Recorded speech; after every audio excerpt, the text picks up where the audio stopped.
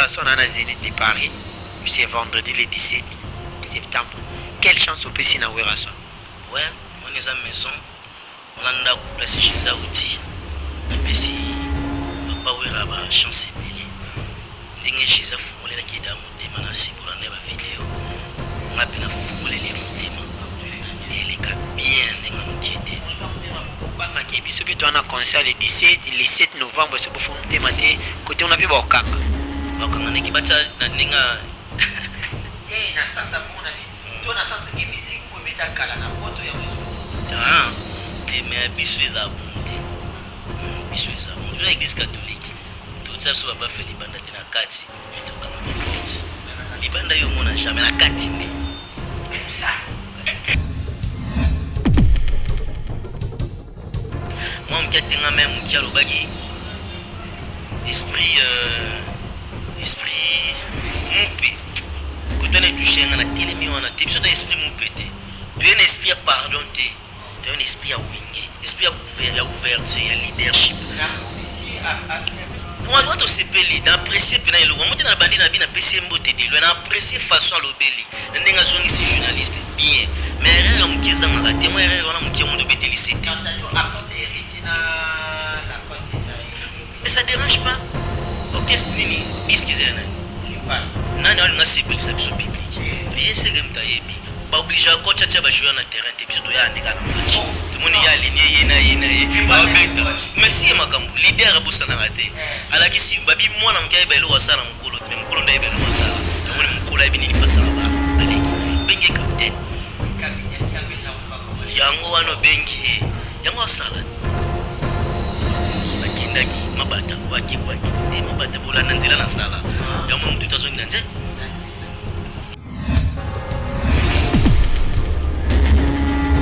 Merci beaucoup chers amis, chers abonnés de Emergence One Télévision, la chaîne qui vous informe en temps réel avec votre humble présentateur, journaliste Tariq Ngango, le richissime journaliste Nzambé, toujours dans le cadre de vous servir, dans le cadre de votre émission Culture à la In. On est là de nouveau pour vous informer. On va vous informer de la culture de notre pays, également de l'actualité musicale dans notre branche 100% Ferrego, la haute de la Raming, il est padre Ferrego, la Jésus de Niance, l'homme de harmonie et de dynastie. Un grand merci à tous les abonnés de Emergence One Télévision. Vous êtes disséminés à travers le monde entier. Na Carlos et José et Sandro Ntumba. Depuis Londres, plein de bonnes choses à vous également au couple Fouloumé, c'est-à-dire Igor et Erika Fouloumé. Depuis Australie également à mon vieux Carlin Itonga, Grand Joe Konakati à Londres, plein de bonnes choses à toi. Maître Fabrice Loboko, André de Kaouka.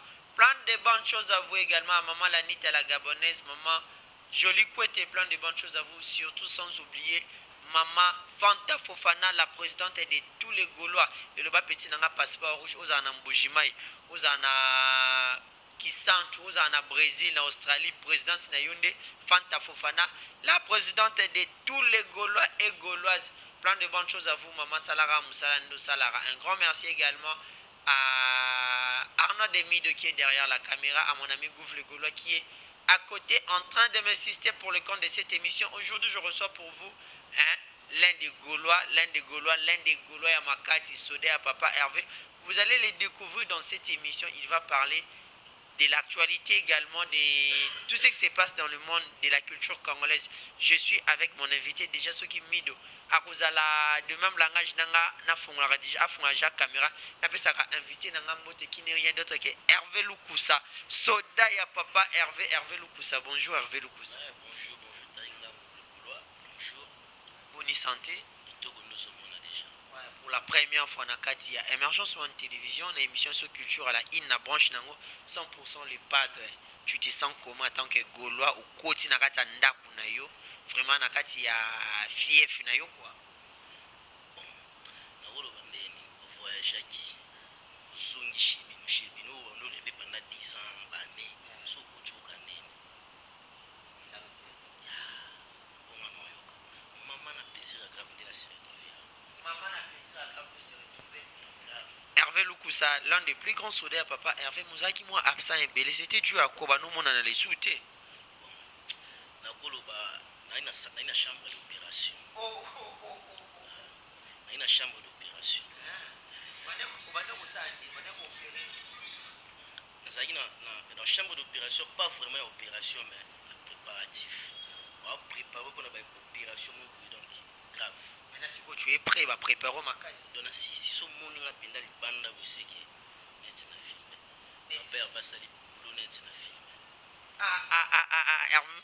Hervé Loukoussa, un grand merci à toi. On va parler de Ferrego là, l'homme qui fait tourner l'actualité dans minute, la plaque tournante de l'actualité de notre pays.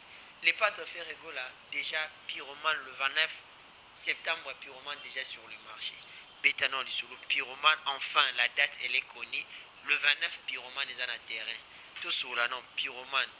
Il banque ça qui déjà bat tout le temps, qui teaser et bima qui annonce et bimi. Pyromane sur le 29 est dans le terrain. Bah, impression en tant que Gaulois, en tant que soldat, papa Hervé, ils ont ni. Là, on a aussi les Gaulois. On a l'héritage. Nous avons l'héritage. Il y a Jésus de Nias. Nous avons Jésus pour nous. Pour nous vrai. Il y a pédicure. Il y a pédicure. Dans la lola, dans la leffe. Tant que tu as mon qui est là, on a qui est là, on a qui est là. Tu as un terrain pour nous lola, pour nous leffe. Ngamba Jésus. On a bien un héritage pour chaque fois que nous aurons une belle musique, une belle mélodie. Donc, très à l'aise. Donc, c'est les deux qui ont décidé. On a un ballon de sous. Puis, on a un big belé, parce que mais Jésus a traité. On va la guerre, on va la calme. Donc, on va y avoir beaucoup de fond, on a pédiqué mon boulot, bébé mon bando botte sur aïe. Voilà, on a beaucoup de fond parce que c'est l'album le plus attendu, Harmonie Woumeli. Puis Roman s'annonce déjà les couleurs de l'harmonie. Mais chose surprise, tout va camouer. Puis Roman est obima na Youtras. On m'a fait réellement dans la chaîne, na fait réguler les pattes, mais bim na Youtras. Bon, ils ont ma bête, on dit beaucoup comme ça, mais il y a moi vrai faux, comprends? Dans le sens il y a marketing, il y a n'engue mon boy par rapport au moniteur, n'a pas d'exemple ni. Et mon corps, musique est fait répéter à mon peine RTNC. Et à mon pour mon envoyé à mon RTG. Il y a un cadre marketing, mais au bout de la logique. Tout le monde a une chaîne, là Jésus le voit pour faire. Mais il s'agit que la musique il a un droit à partager partout. Distribution en marketing. Rien au monde qui YouTube, tout le monde a YouTube TV. Youtras plutôt. Pour mon tournoi sans moyen à. Mais au moment où on a Youtras, c'est où les capés na chaîne à papa Hervé fait réguler. On a obligé, tout a besoin d'en voir. Retrouvons la chaîne à Jésus de Nias. Tout ça on a, mais. Youtras les a vraiment ouvert distribution officielle où on a la facilité direct qu'il y a l'histoire de Jésus-Christ Jésus-Christ ouais bon il y a le bilanania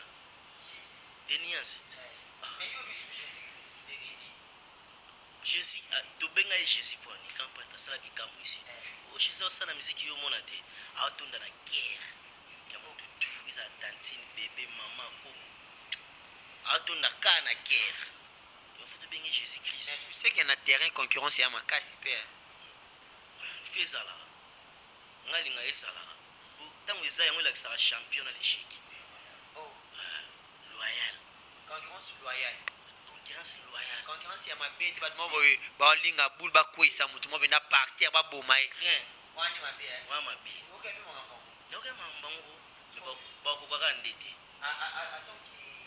fan ya bonne musique Gaulois tango ka bato mo ba comploter pour un artiste musicien bakwisa ba vider carrière yo ça qui onde bisalenga souci bisalenga pasi moni po ka pasi ona foza moboti mwana yo souffrir na zemi na oa kembi nzamba sali mwana no plaisir apesi don moko mais brusquement ba sacrifice ya moni ba nzela ya bapasi mata kita bosser dire ba bafouya na seconde qui ça fait mal atizana ngate mais ça me fait mal par rapport à nzela moninga pour l'amour du prochain ça fait très mal oya sala à se sacrifier mais la musique est un monde où tous les coups sont permis hein so salaire ba lokoto hyper wana vraiment moi mais eza nango bongo mais eza na modele bongo bakokendele te na modele mo bakokendele te. Hervé Lukusa gaulois toza na kati ya plateau na biso.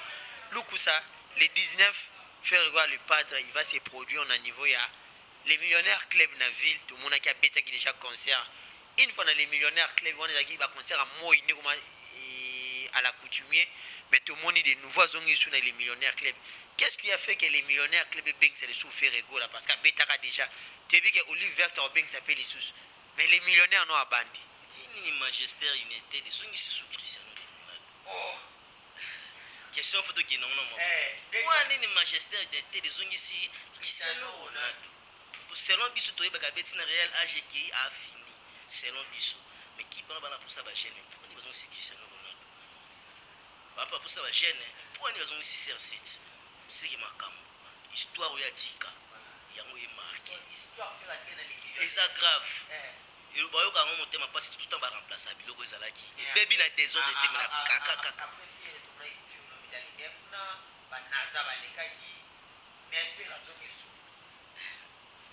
match nyonso na stade sala plein de morts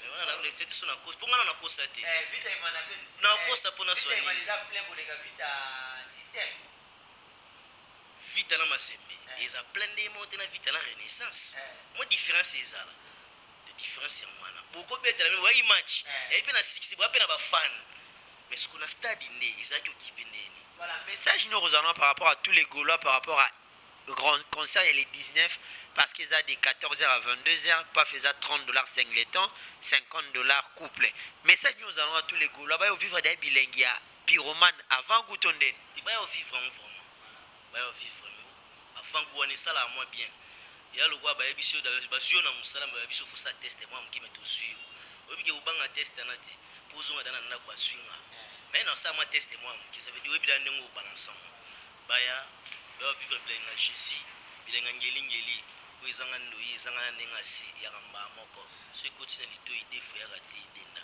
yango kanga tous les sens le baya to yamba bango obligé ça vraiment obligé tant que golo a 10 ans pour makile kende po makila quelque part na nzoto sa muninga na makila a touché ata na ndako kama ja so chez ça petit concert na yo zate ngana assuré yo ka mama na motema pasi ata ba ta na mais faut bazalaka obligé ni présence c'est vraiment important ça la moi bien elenga match ya raso na uti na tel na stade na taper na TV moni koto caméra ka tayi mais ba so ki ngo boy biso tela ki na ndako mais ngana expliquer bino ezalaki mon réalité on ezala na moi kumu na bengi ba fani tout ba les Gaulois ya Jésus de nuance bazala wana et ça moi bien tout est à moi mukile millionnaire millionnaire ndengeni nenga mabete to na rankina bango telo te mais côté ya bango moi mukie moi to arranger te polémique te juste ka arrangement kaka ezala nango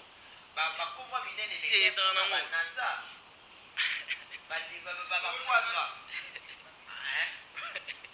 etina seki makasi po yalo wa omoni mbolo ko koto omoni pe tigre koto omoni pe lion koto kuna mais yo do sa ba kaliki OK suba la tigre qui m'a pas lion to pas lion pas tigre pas lion on a beaucoup concurrence au sala lion atika la lion roi des forêts atika roi des forêts nzambe atika la nzambe leader atika leadership pas chance à monter voilà leadership pas chance à monter Hervé Lukusa tokota na sujet ya dynastie na harmonie parce que ce sont les albums le plus attendus na mito congolais nyonso africain monde entier tozé la dynastie na harmonie nebi ke master nanga Viali Ikonda et 10 match hein en toi Viali Ikonda 10 match harmonie dynastie ezobima tout le monde est déjà aimé Alias lors de sa sortie médiatique à lobby congolais tozé la harmonie dynastie parce que album ezate toyoki batu balobi lobi ebele baloba ki tourme tant les choses mona ba grand le roi ba aimer Alias alors ba ki dynastie ni batu tout bozela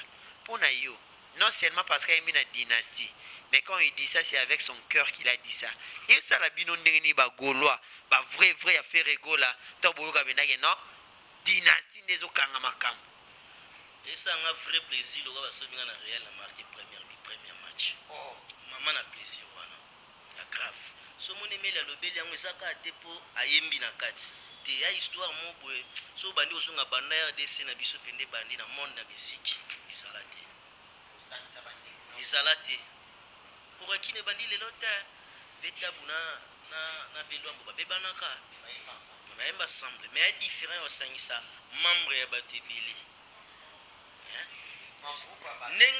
ndenge histoire yango makambo yango ekendela moi difficile. Mais surtout, je te rejoins sur ce point-là parce que Fabregas parle de qui m'a Batuming baby que musique a commis musique a conflit ba yo kanarate.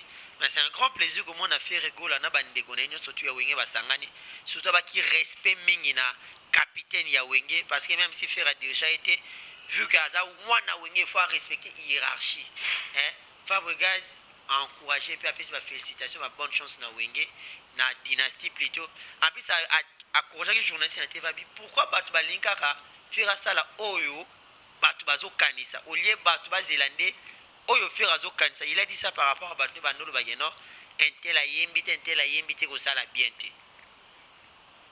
bon na pesi na mbote de loin maestro alobi ne bien atiaki pe toniko ko na nzela mais quelque part moi sika moko boye bezanga raté ezanga raté to komi lettre ndenge nini moi ya muki ezanga raté moi muki atenga même muki alobaki esprit mupe kotone touché nga na telemi wana te biso da esprit mupe te tu es un esprit ya pardon te tu es un esprit ya wenge esprit ya ouverture ya leadership watu osepeli na apprécier pena eloko mote na bandi na bi na pesi mbote de lwe na apprécier façon alobeli na ndenge azongisi journaliste bien mais erreur ya moki ezangaka te mo erreur wana moki yango dobeteli sete mais ça dérange pas orchestre nini disque eza ya nani alinga sepelisa biso public ye seke mutu ayebi baoblige kocha tia bajoueur na terrain te biso toya andeka na match tomoni ye aligné ye na ye babeta merci ye makambo leader abosanaka te alakisi babi mwana moki ayeba eloko asala na mokolo te me mokolo nde ayeba eloko asala yangoni mokolo ayebi nini fasaka baleki na ye obenge capitaine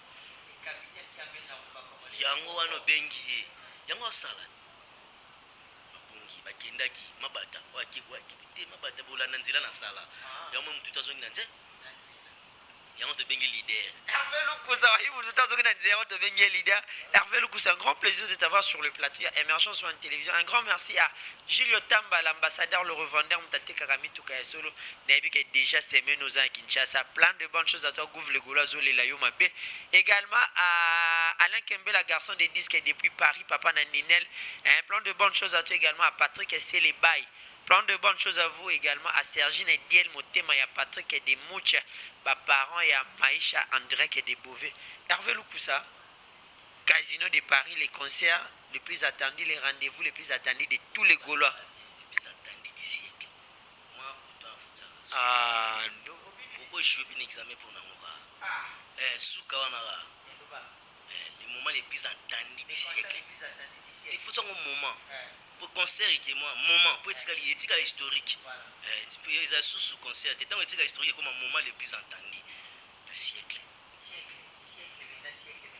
Keba Gaulois partout Gaulois partout na bisayo Gaulois partout force à Gaulois et moi Gaulois partout maman Fanta Fofana et Bilo na loba Fion maman Ebi ya Sir mère Ebi Gaulois partout Gaulois ali moi force yende makambo nyate Fion yate biso tout na nzela la quitter mère Ebi vérité Gaulois partout force na biso na bengi siècle donc tokanga mo temps autour mais ba bibi ba yezote kamate ba Gaulois baza malili trop elo na sepela na ngambu na ya tolinga mingi ko kina na ba distraction te kolobela mingi ya pasi biso linga mingi oyo sur le terrain omona oyo momona sur le terrain ba betela ote so na bibiye to somba ikomi le wana prouver binote Jésus pouvoir ata na œuvre katina tanga beta ya lobate biso nde to confirmer po biso to yoka to omona oh na kutu na obanga nde kutu to mema ngambu Jésus me masima po ba dégâts ko salama ezana ya bitumba te mais plein ya place yo ko mema be muninga na DG nous nao net na ba bisita ngwa kala 5 5 6 6 na ba yango nde ezana casino yango nde ezana eza blague be foot na biso te faye banda bengisina nani azobeta wana ezana ngo problème te ko bagela lingana nga bongo te misa problème te lo obila linga ona linga salite na ndaku na ngate me nani otambo na ndaku nao namsumbwa banyatise libanda akotana na tapi est-ce que vous bengisi nani na faut pas supporter moi nyonso boya kuna bengisi nzinzi wepana bibongo bengisi nzinzi biso nde banzinzi bayaka ebele yana eloko ka nzinzi alandaka yokwaka miela wa mais eza grave yo obengana nzinzi abongo ndeni liamanga mobia itela simba maboko c'est tout fait partout okende ata se yango le padre babundisaki mingi elo omona lobaka nzambe kandi asala mokili contraire so nayi mwana mwasi mpenza lepadre eskize ngai tonga tosala ata les enfants moni evre wana te ya babiloko mosusu badon mosusu na viaka mbaa moko moïse moto abetaka nzete na mbai ebima ti lelo tomona bayebele baprofete mwa babimisa siki donc jésus aza nango monoso aza nango te son wana eyembeli wana ti batutu baa nango te baevre wana bamélodie wana nyonso aza nango te siki ya domo puissant présence wana qu'est-ce que tu peux dire à tous les Gaulois par rapport à concert wana déjà babi que non c'est les rendez-vous les plus attendus du siècle ndenge obengango parce que bana poto ba trésor beaucoup nzoni nkamba direct de Belgique abia kolata makasi parce que ba tomber na période ya malili baya ba répondre à présent na concert elo aliboso na sala appel na ba Gaulois tout na monde que soit mboka tozali ngai na bisi ngai na limite ki na osanga so na ozana Emmanuel Kalonji na limite na osanga so na ozana mama Madi Wembo béton 50 sacs ya ciment bouchon zelo yango basala e béton obligé donc na ebiki na osanga te na ndimi pete kufe pindi ya osanga ekolo wana obligé frappe ozala toza wana obligé poto yokisa bino ki non vie na biso mobimba bisan derrière Jésus de Nies derrière toujours beli bino tout ça nga pe plaisir na o batala kufe batala tarik oyo mona pe tarik et ça plaisir yaka somba billet na yo sala présent liste présent c'est ça nango te mais bon côté kufa baka ya tema na porte atala kabane ba ya na lobi que liste présence et ça nango te mais ba côté. Merci beaucoup liste présence de Rosate mais ba côté babi makambo ezali makambo eza grave. Hervé Lukusa, petit à petit et puis sûrement nous arrivons à la fin de notre émission Culture à la une émission présentée par Tariq Ngango, le richissime journaliste Nzambe. Hervé Lukusa, oui, Rasson à Zénith de Paris, c'est vendredi le 17 septembre. Quelle chance au PC na Werason? Ouais, on est à la maison, on a un place chez Zaouti, un PC, papa Wera ba chance belé. Ndenge chez za fungole la kida motema na sibola na ba vidéo. Ngapi na fungole li motema. Elle est bien ndenga mutiete. Banga ke biso bitu ana concert le 7 novembre c'est pour faire motema te côté on a pu ba okanga. Ba okanga neki bacha na ndenga na sasa mona bi. To na sasa ke musique ko beta kala na poto ya mwezo. Te mais biso eza bon te. Biso eza bon. Je l'église catholique. Tout ça so ba fait libanda te na kati, to kanga ba porte. Libanda yo mona jamais na kati nde. Ça. Mama na l'église catholique va tshaba ba fait la kati. Libanda yesu mona ba temisa ba fait libanda. Alléluia. Mais na kati église ya na ba fla mukie mais plein. Ya mwandi makambo. Voilà, merci beaucoup Hervé Lukusa. Est-ce que au téléconcert d'Adjo singa pe na sije mona lala ki na ngo ya sije olale na ngundenge ni olale po omoni baba yibi bag na concert c'est la première fois ba yiba ba mo mutai po ba yatanga na zandu ba yibanga bagi te mo boni banga bagi na zandu ndeni yi bagi ekota na musapita ekoti mais c'est que spécialiste boulot na ye boulot na ye mabiloko musala sali benda tindika benda vous en expérience Tariq mulekina mutabendi porte-monnaie na poche moto ya nzoto na nzoto mais bakosi nganga na yakosi mama omwekenda bongo o histoire tout oyebi mamutuna o ya sali ndenge lekela bayibela bato mingi ba pouvoir bongo en tout cas ngana mwana yolo na kosenga na ve na ngaju na jana na papa wana za vraiment papa si te pe na esprit na biso yolo tozaka mwa veille fongola esumwa misu mingi ndio zana Kinshasa bu fongola mwa ke tuna yolo to fongolo zonga eloko bangi basala je wana biso to kanga ngo kitoko anga sa jama be fongola misu eloko ya te Lukusa mambi ozolobo oyebi yango. Nazo assuré yo. Baki. Tout ça non pas. Mozongo poani. Yo kutu baki mo sino ndako ya mse fanda no zwate. Mbo pale mo. Baki abatu. Imata avion ya baki wana. Iti loin. Imata avion. Sombe na sanduté. Tariki ya musala. Bulo. Subi be ndanga no. Benda baki. Boulot na ye, cop na ye. Avant abasala ba biloko to nga crayon ba ngomba. Cop na uta wana. Na moni pesi du bon outi. Merci beaucoup Hervé Lukusa. Na succès banana ba papa. Tiba makulu na moyibi ya rapamba te na famille. Foye ba papa to mama to noko moko alekaki. So landi logique. Ba ibara ba nini? We ba Hervé Lukusa, pardon, tu sais que ça pardon. Un grand merci à tous les abonnés d'Emergence One Télévision. Vous étiez là en train de nous suivre. Tariq Ngango, journaliste Angolo, et puis quelques salutations. On a Bato Balandarayo, Bato Basepelagana, Hervé Lukusa.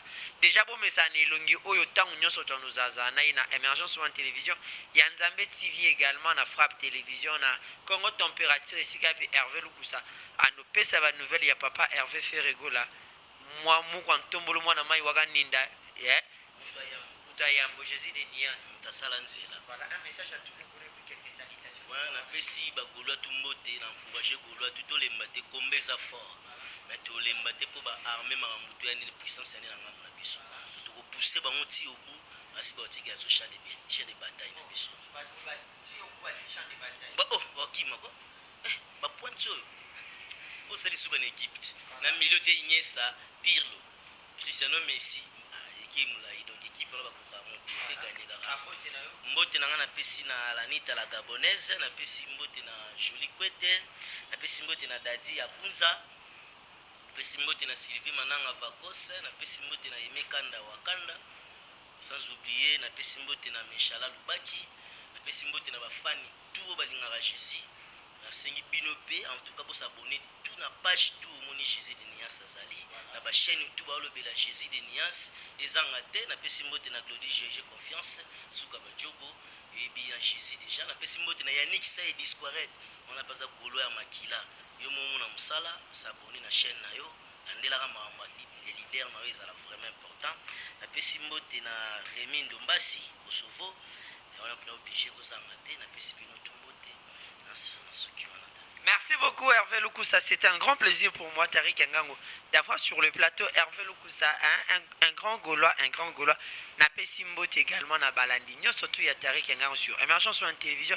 Et puis un grand merci à mon ingénieur que j'aime beaucoup, ingénieur Ieleshuna, également à l'ingénieur Dride Kibebe Bangonde Bazaba Kondia. Bureau d'études d'ingénierie d'expertise immobilière et conseil Esimbe. Esimbe, c'est-à-dire que vous avez besoin de sur 3 niveaux, 4 niveaux, 5 niveaux. Contactez Bureau d'études d'ingénierie d'expertise immobilière et conseil Esimbe SRL. Un grand merci à l'ingénieur Basara Moussala Kuna. Ils sont plus habiles, plus doués. Vraiment, un grand merci.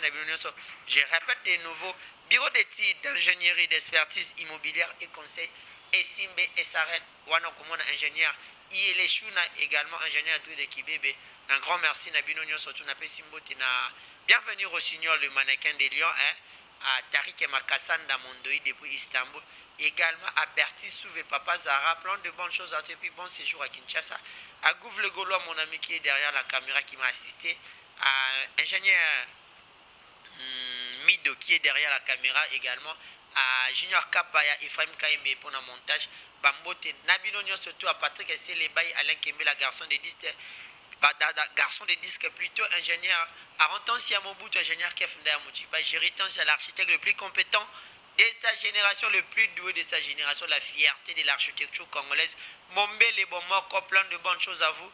On se retrouve prochainement dans le cadre de votre émission Culture In. Abonnez-vous massivement sur Emergence One Télévision. Ne ratez jamais une vidéo de notre chaîne. Cliquez sur la cloche de notification pour ne rien rater. Merci à vous tous. On se voit à la prochaine.